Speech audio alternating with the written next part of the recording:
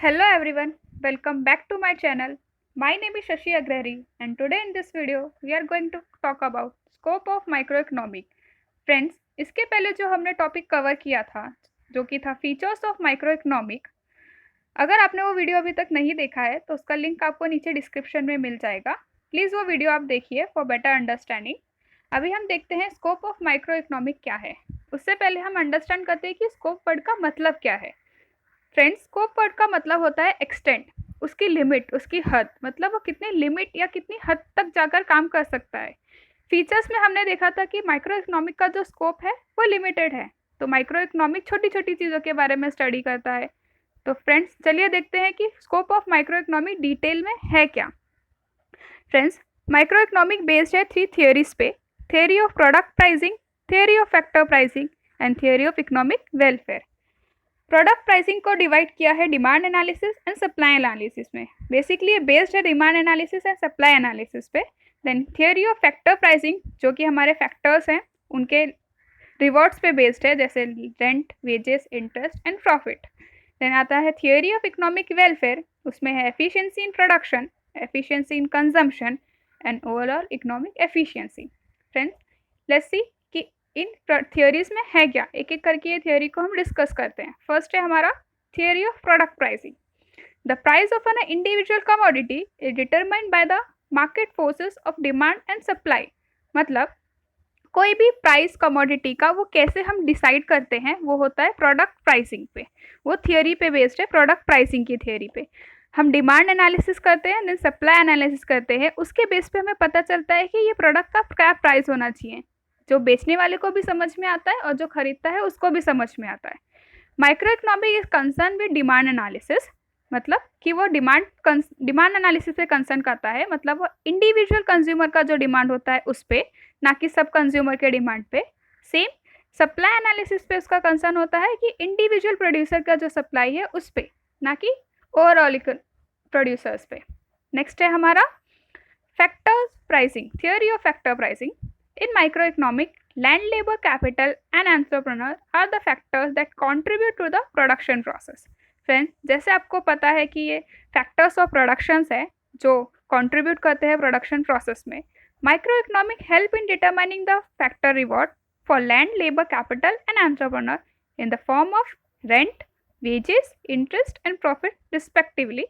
मतलब जो लैंड है उसको रेंट मिलता है, लेबर को वेजेस मिलते हैं, कैपिटल को इंटरेस्ट एंड एंटरप्रेन्योर को प्रॉफिट। तो फैक्टर प्राइसिंग की वजह से हमें पता चलता है कि उनको रिवॉर्ड कैसे और कितने मिलने चाहिए। ये स्टडी करने के लिए हेल्प करता है हमारा माइक्रो इकोनॉमिक। देन नेक्स्ट है हमारा थियोरी ऑफ इकोनॉमिक वेलफेयर।